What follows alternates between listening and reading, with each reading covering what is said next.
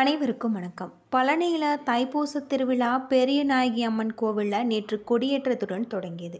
விழாவின் முக்கிய நிகழ்வாக வரும் 10ஆம் தேதி திருக்கல்யாணம், 11ஆம் தேதி தேரோட்டம் நடைபெற இருக்கு.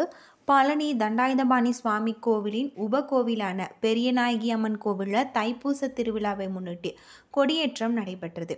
கொடி மண்டபத்தில் வள்ளி தெய்வானை சமேத முத்துக்குமார சுவாமி எழுந்தருளிருக்காங்க. சுவாமி கொடிமரம் மற்றும் கொடி ஆகியவற்றுக்கு சிறப்பு பூஜைகள் நடைபெற்றது. இன்னைக்கு நாம் இந்த வீடியோவில் பழனி முருகன் கோவிலில் நடக்கக்கூடிய பல அதிசயங்களை பற்றி தான் தெரிஞ்சுக்க போகிறோம். தைப்பூசத்தில் நம்ம எப்படி விரதம் இருக்க வேண்டும், முருகப்பெருமானை எப்படி வழிபட வேணும் அப்படிங்கிறத பற்றி முழுமையாக தெரிஞ்சுக்கலாம். தொடர்ந்து வேல், மயில், சேவல் இடம்பெற்று மஞ்சள் நிற கொடியேற்றப்பட்டது. 10 நாட்கள் நடைபெறும் தைப்பூச திருவிழாவில் தினமும் சுவாமி ரத வீதிகளில் தங்க, வெள்ளி, மயில், சப்த பல்லக்கு, ஆட்டுக்கிடா, காமதேனு உள்ளிட்ட வாகனங்களில் வீதி உலா வந்து பக்தர்களுக்கு அருள்பாலிக்கிறார். விழாவின் 6ஆம் நாளான வரக்கூடிய 10ஆம் தேதி இரவு 7 மணிக்கு திருக்கல்யாணம் நடைபெற இருக்கு. அன்று இரவு 9 மணிக்கு சுவாமி மணக்கோலத்தில் வெள்ளி தேரில் உலா வருவார். விழாவின் முக்கிய நிகழ்வாக வரக்கூடிய 11ஆம் தேதி தைப்பூசத்தன்று மாலை 4:45 மணிக்கு மேல் தேரோட்டம் நடைபெற இருக்கு. ரத வீதிகளில் வள்ளி தெய்வானை சமேத முத்துக்குமார சுவாமி தேரில் வலம் வந்து பக்தர்களுக்கு அருள்பாலிக்கிறார். வரும் 14ஆம் தேதி இரவு 7 மணிக்கு மேல் தெப்பத்தேர் நடைபெறும். அன்று இரவு 11 மணிக்கு கொடி இறக்கத்துடன் விழா நிறைவு நடைகிறதாக சொல்லப்படுது. கொடி ஏற்ற நிகழ்ச்சிகளில் கோவிலில் இணை ஆணையர் மாரிமுத்து, துணை ஆணையர் என அனைவருமே கலந்து கொள்வாங்க அப்படின்னும் சொல்லப்படுது. இப்படி பல்வேறு சிறப்புகளை கொண்ட கோவிலாக பழனிமலை தண்டாயுதபாணி திருக்கோவில் அமைஞ்சிருக்கு அப்படின்னே சொல்லலாம். அது மட்டும் இல்லாமல் திண்டுக்கல் மாவட்டம் பழனியில் தைப்பூச திருவிழா பெரியநாயகி அம்மன் கோவிலில் கொடியேற்றத்துடன் தொடங்கி இருக்கு. அறுபடை வீடுகளில் 3வது படை வீடான சுவாமி தண்டாயுதபாணி கோவில் உபகோவிலான பெரியநாயகி அம்மன் கோவிலில் தைப்பூச திருவிழா புதன்கிழமை காலை 10:50 மணிக்கு மேல் கொடியேற்றத்துடன் தொடங்கியது. முன்னதாக சுவாமி கொடிமரம் மற்றும் கொடி ஆகியவற்றுக்கு சிறப்பு ஆராதனைகள் நடைபெற்றன. தொடர்ந்து வேல், மயில், சேவல் இடம்பெற்று கொடியேற்றப்பட்டது. கொடி மண்டபத்தின் வள்ளி தெய்வானை சமேத முத்துக்குமார சுவாமி எழுந்தருளிருக்கார். கோவில் இணை ஆணையர் தலைமையில் ஏற்றப்பட்டதாகவும் சொல்லப்பட்டிருக்கு. அது மட்டும் இல்லாமல் விழாவின் 6ஆம் நாளான பிப்ரவரி 10ஆம் தேதி இரவு 7 மணிக்கு மேல் திருக்கல்யாணம் நடைபெற இருக்கு. இரவு 9 மணிக்கு மேல் சுவாமி மணக்கோலத்தில் வெள்ளித்தேரில் உலா வருவார்.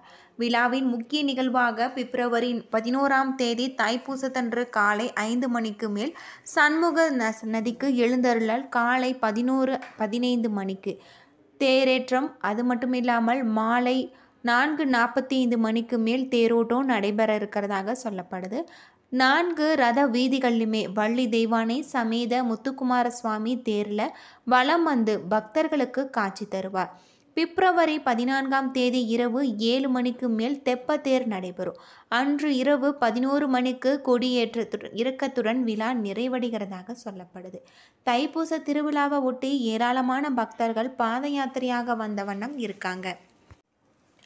அது மட்டும் இல்லாமல் அவ்வாறு வரும் பக்தர்களுக்கு தேவஸ்தானம் சார்பில் இன்று முதல் 10 நாட்களுக்கு அன்னதானம் வழங்கப்பட ஏற்பாடு செய்யப்பட்டிருக்கு. தைப்பூசம் மற்றும் பங்குனி உத்திர திருவிழாவின் போது 10 நாட்களும் 4 லட்சம் பக்தர்களுக்கு அன்னதானம் வழங்கப்படுவதற்காக 1.40 கோடி இடஒதுக்கீடு செய்யப்பட்டிருக்காங்க.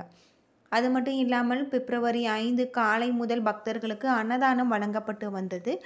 ஒட்டச்சத்திரம் குழந்தை வேலப்பர் கோவில் அருகே இருக்கக்கூடிய காவடி மண்டபத்தில் தினமும் 14,000 பேருக்கு, பழனி அருகே இருக்கக்கூடிய கொங்கூர் பக்தர்கள் ஓய்வு கூடத்தில் தினமும் 6,000 முதல் 20,000 பேருக்கு அன்னதானம் வழங்கப்பட தேவஸ்தானம் சார்பில் ஏற்பாடு செய்யப்பட்டிருக்காங்க.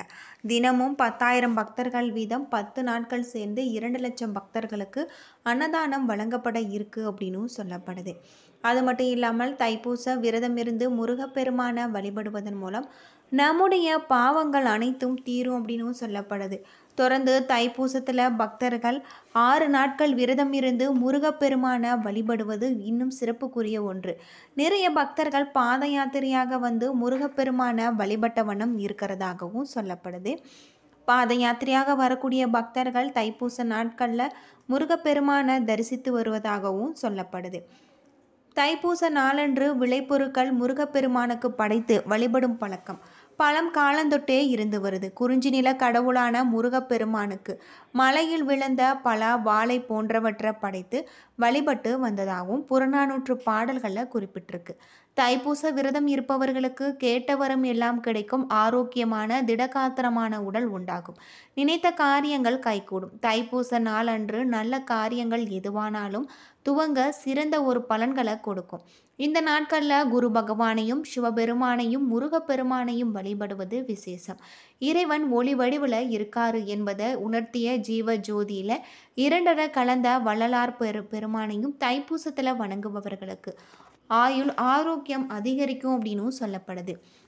அது மட்டும் இல்லாமல் தைப்பூச நாளில் காவிரி நதிக்கரையில் நீராடி விட்டு திருவிடை மருந்தூரில் விற்றிருக்கக்கூடிய மகாலிங்கேஸ்வரரை வணங்கி வழிபட்டால் நம்முடைய பாவங்கள் அனைத்தும் நீங்க பெற்று நம்முடைய மனம் அழகாகும். சமய குறவர்களை முதலான திருநாவு சம்பந்தரை தன்னுடைய தேவர் பாடல்களை அவ்வளவு சிறப்பாக பாடியிருக்காரு. ஆகவே தைப்பூச நாளன்று காவிரியில் நீராடி நம்முடைய பாவங்கள் அனைத்தும் தொலையும் என்பது நம்பிக்கை. நம்மை படைத்த இறைவனை எப்போது வேண்டுமானாலும் வணங்கினார்.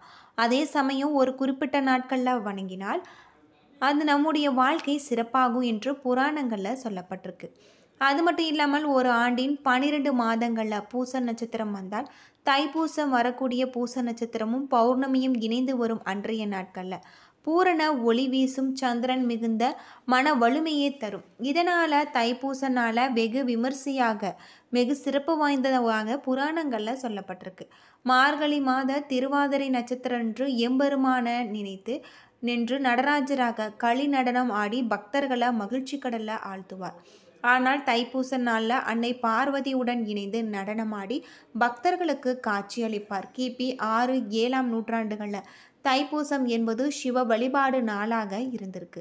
தேவர்களை அடக்கி கொடுமைப்படுத்தி வந்த அசுரர்களை அழிக்க அன்னை பார்வதி முருகப்பெருமானுக்கு வேல் தந்தும் இந்த தைப்பூச அன்றுதான். மற்றொரு சிறப்பு என்னவென்றால் தைப்பூச நாட்களில் தான் கார்த்திகை பெண்களிடம் 6 குழந்தைகளாக வளர்ந்து வந்த கார்த்திகேயனை அன்னை பார்வதி ஒன்றாக முருகப்பெருமானாக்கிய நாள். அத்தோடு தைப்பூச நாட்களில் முருகப்பெருமான வள்ளியின் களி நடனம் புரிஞ்சிருக்காங்க அப்படின்னு சொல்லப்படுது. எனவே தான் முருக பக்தர்கள் அனைவருமே இந்த நாள் சிறப்பு மிகுந்த ஒரு நாளாக கருதுறாங்க. இந்த நாட்களில் முருகப்பெருமானை வணங்கி வழிபட்டால் ஞானம் பெருகும். இதனால தான் பெருவாரியான முருக பக்தர்கள் பெருமான் அறுபடை வீடுகளுக்கு பாத யாத்திரையாக வந்து தைப்பூச நாளில் முருகப்பெருமானை தரிசிக்கிறாங்க. தை மாதம் என்பது அறுவடை மாதம் என்று சொல்லப்படுவதுண்டு. தைப்பூச நாளன்று விளைபொருட்கள் முருகப்பெருமானுக்கு படைத்து வழிபடுவது இன்னும் சிறப்புக்குரிய ஒன்று அப்படின்னே சொல்லலாம். அது மட்டும் இல்லாமல் ஸ்ரீராமனின் சகோதரான பாரதன் பூசம் நட்சத்திரத்தில் தான் பிறந்திருக்கார். அதே சமயம் உத்தம குணங்களுடன் பேரும் புகழும் பெற்றிருக்காரு. பதவி ஆசை துளியும் இல்லாமல் தன்னுடைய அண்ணன் ஸ்ரீராமபிரானின் பாதுகையை அரியணையில் வைத்து கொண்டு அவரின் பிரதிநிதியாகவே 14 ஆண்டு காலம் நாட்டை காத்து வந்திருக்காரு அப்படின்னு சொல்லப்படுது. நட்சத்திர மண்டலத்தில் 27 நட்சத்திரங்களின் வரிசையில் 8வதாக வரக்கூடிய நட்சத்திரம் பூசம். 8 என்பது சனி பகவானுக்கு உரிய எண். அத்தோடு பூச நட்சத்திரத்தின் அதிபதியும் சனி பகவானே. மேலும் தை மாதம்தான் சூரியன் தெற்கு நோக்கி பயணித்த தொடங்கியிருக்கிற மாதம் அப்படின்னே சொல்லலாம். தில்லை நடராஜருக்கு அந்த பூச நன்னாள் உகந்தது.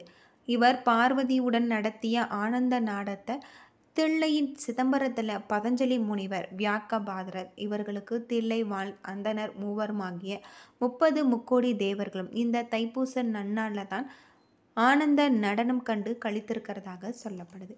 ஏன்னா நண்பர்களே, இன்றைக்கி நம்ம இந்த வீடியோவில் தைப்பூசத்தில் எப்படி விரதம் இருக்க வேணும், கொடியேற்றத்தின் சிறப்பு என்ன அப்படிங்கிறத பற்றியும் தெரிஞ்சிருப்போம். இந்த வீடியோ உங்களுக்கு பயனுள்ள தகவலை தந்திருக்கும்னு நினைக்கிறேன். வீடியோ பிடிச்சிருந்தா லைக் பண்ணுங்கள், ஷேர் பண்ணுங்கள், கமெண்ட் பண்ணுங்கள். இது போல் தகவலை தெரிஞ்சிக்க நம்ம சேனலை மறக்காமல் சப்ஸ்கிரைப் பண்ணிவிடுங்க. நன்றி நண்பர்களே.